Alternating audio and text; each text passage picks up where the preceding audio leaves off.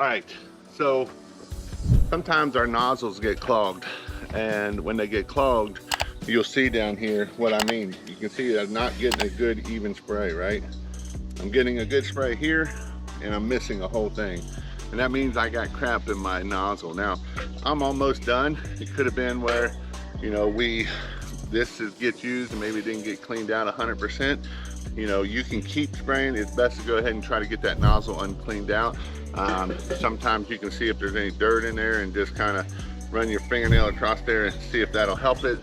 And you can see just by me running my fingernail across there. And so what's probably happened is I was spraying and I quit spraying, that stuff had started sealing over, and that's why it started doing that. So just by me running my finger across there, you can see now I'm getting a good pattern spray versus before I was not. So just to think of some things that if this does happen to you, these are some things that can help you overcome a clogged nozzle.